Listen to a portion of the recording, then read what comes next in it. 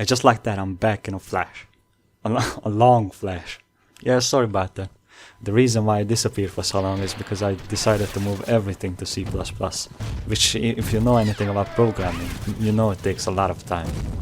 A lot of time. Hold on, what's that? Are your elf eyes deceiving you? Is there a new UI design? Yeah, I changed the user interface. I realized it had too much stuff in it, so I simplified it and made it consistent with the overall design style I'm trying to go for. The whole idea with the UI is to have it resemble and function like an operating system. And now with this new and improved design, it's more true to that idea. I mean, just look at it. See how much better it is than the old one? Get that old shit out of my face. Look how nice and clean and consistent the new one is. Goddamn.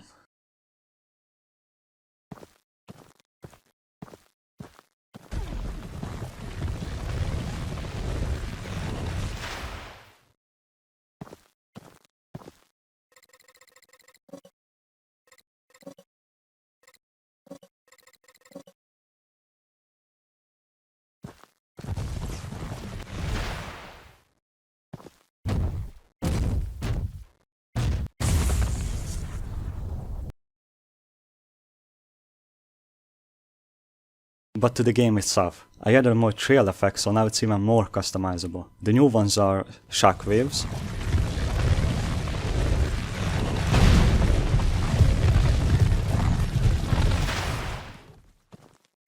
smaller lightning trail, and another lightning trail. This one is 3D.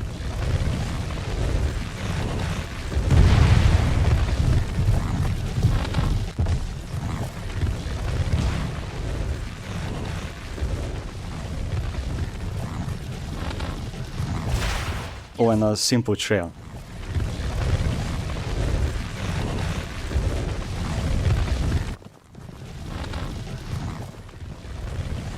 On top of that, I added a couple of presets you can choose from too.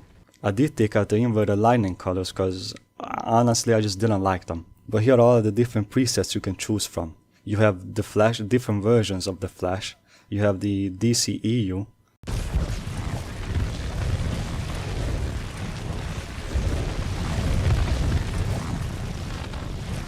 The DCAU,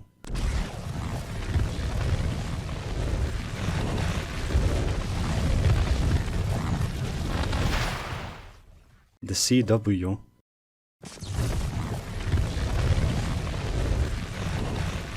Injustice 2,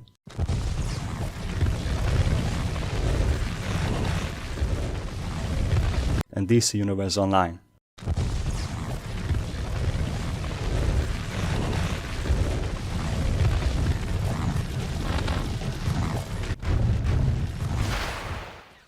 There are also Quicksilvers,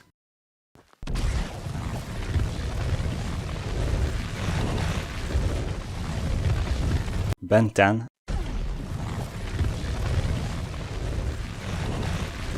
and the boys.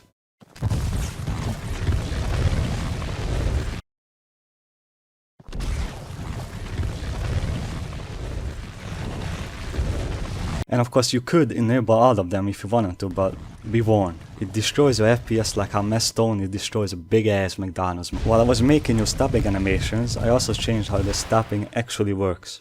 Up until now I've been using root motion to handle the stops, but I wanted the player to still have some control over the character while they're stopping. So I added the same logic the sliding has to it. Then I implemented a bare bones level system, which will get expanded as I'm working on the game.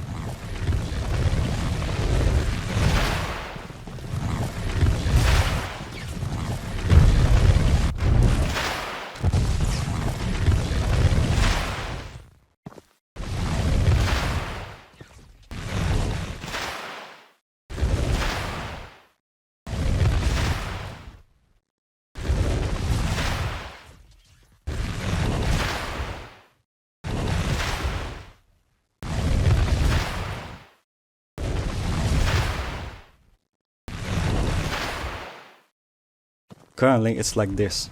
The way the character starts, controls and stops, and what takedowns you can perform is determined by what level you are. So as you level up, your top speed gradually increases and the character becomes progressively easier to maneuver during movement. Here's a direct comparison between level 1 and level 100, which is the max level. As you can see at first there's a brief pause before you can actually start running. The character is slow, sluggish.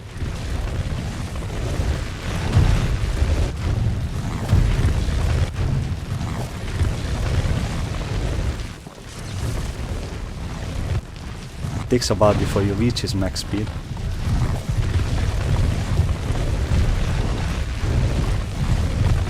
And sleeps when you stop running. And only a couple of takedown animations are available.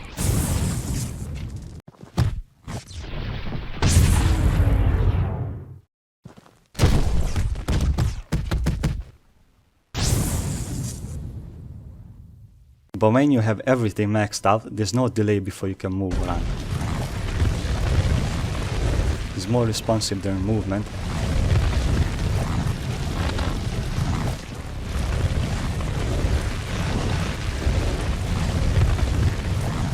Runs much faster.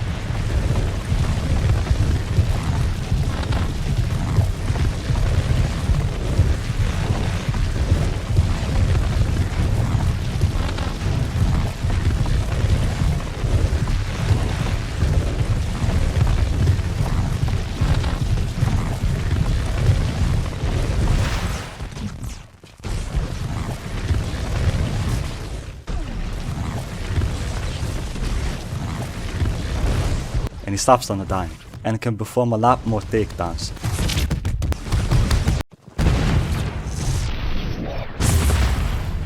Here's an example of what movement is like at level 50 too.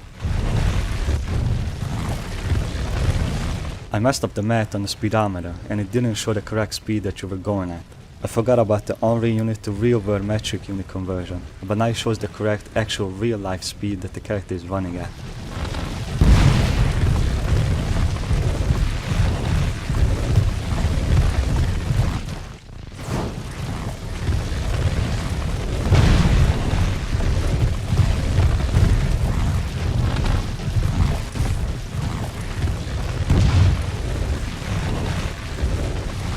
Currently the only way to gain XP is by defeating enemies and performing combat moves. The more moves you do, the more XP you get.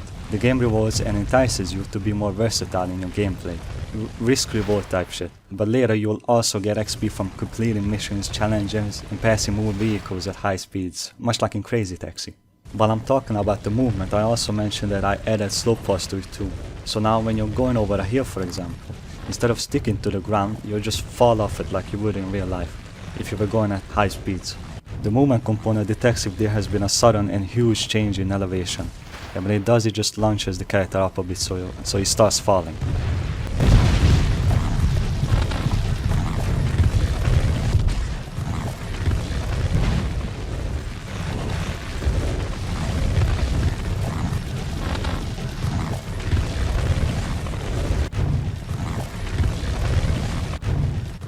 Hey, what's the sound? What do your elf eat?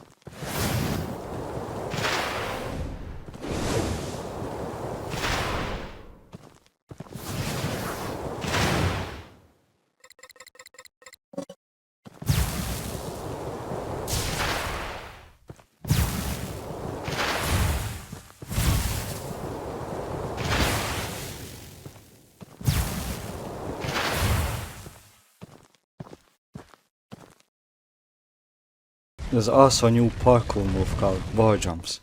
When you're near a wall and you tap the jump button, you jump off the wall.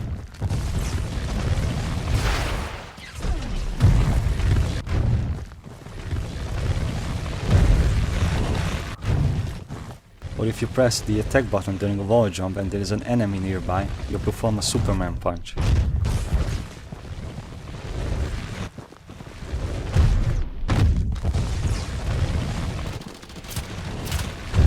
I don't really have anything else to say about this. It just makes the gameplay more fun.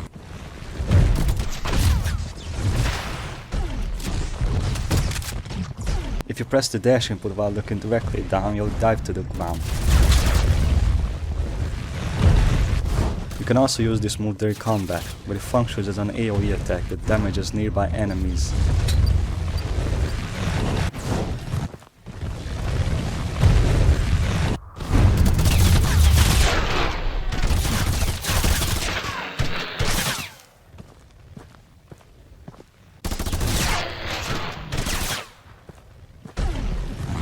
Moving on to the combat improvements / changes.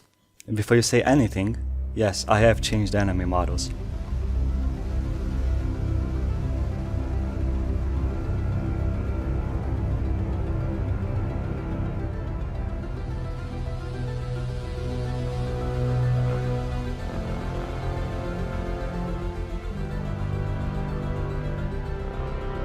Now the combat system. Yes, I changed it again, shut up. Up until now I couldn't make my mind up about how I wanted to handle it, but I finally managed to decide. So this is how it's gonna be. For regular enemies, it's gonna be what you're seeing right now, which is the free flow style combat.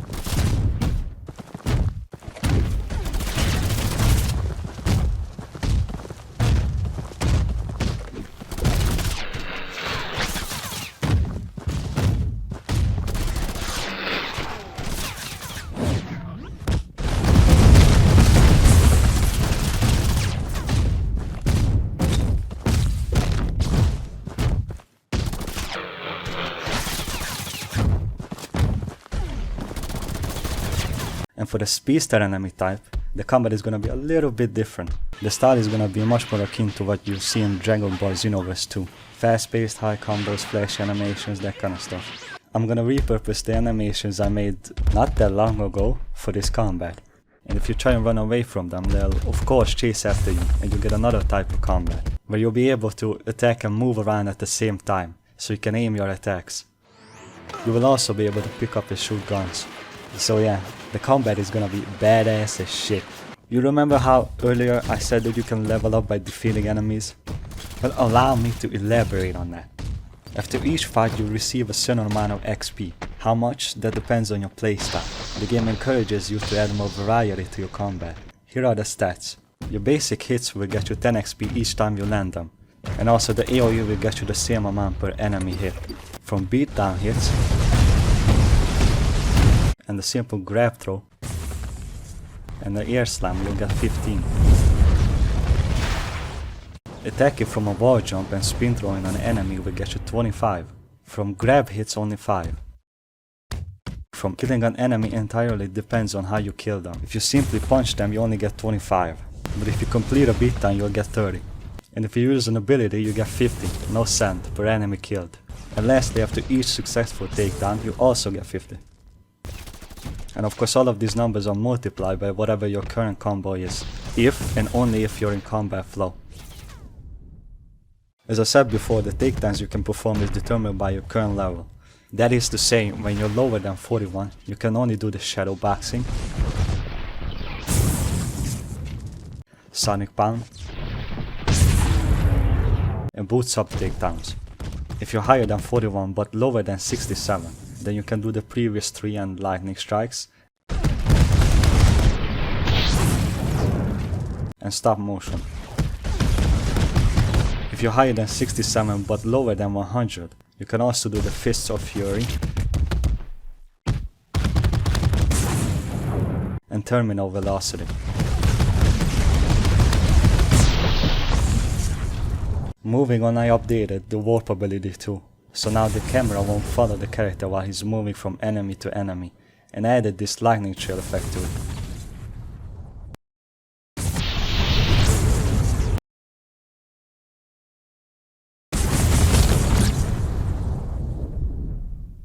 And that's it. You probably noticed by now that all the enemies have guns. That's because I took out the unarmed enemy type and replaced it with an armed one. I obviously think I made the right decision. I think that a Speedster fighting bad guys that have no weapons and not being able to take them out with a single punch is stupid. And that's why they were always just a placeholder until I got the combat system figured out. I always planned on replacing them, and I'm glad I could finally do that. With new AI also comes new group behavior.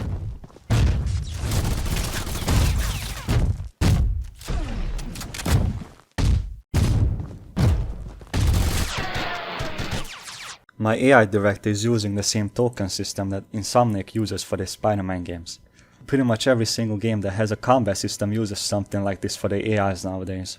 God of War, the Arkham games, Shadow War, etc. Each individual enemy has a certain amount of tokens that they could use to request an attack job from the AI director. The director picks the enemy that has the most tokens and gives them permission to attack the player while resetting their token amount. If the enemy that has the least amount of tokens can throw grenades, the director will tell them to throw one. And while an enemy is waiting for an attack job, they gain tokens. This is done so the enemy that has been waiting the longest will be more likely to attack, instead of the same enemy attacking multiple times in a row. Just to avoid the AI getting cheap hits in their combat. That would be bad game design. You want to minimize unfairness like that against the player in your games as much as possible.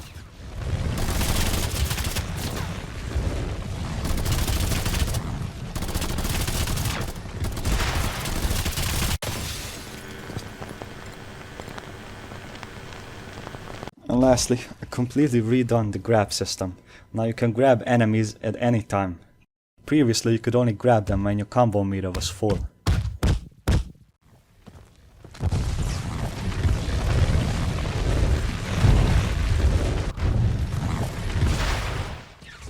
You can still pick up grenades, I kept that, but I changed the objects that you can pick up.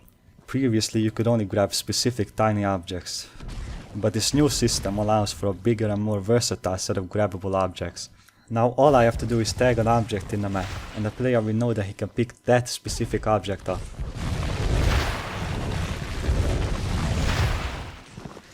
And as for the enemy portion of this system, if you pick somebody up, then you can do a couple of things with them.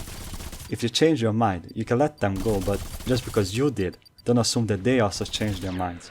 Come on, man. Don't be naive. But if you like playing as a psychopath, you can either beat the living shit out of them, because it's oh so satisfying to kill people in a video game. Toss them like they're your grandpa's old porno magazine.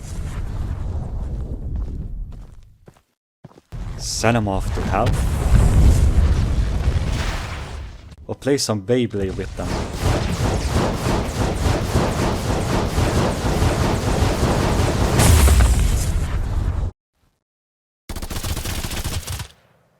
And that's it. Peace.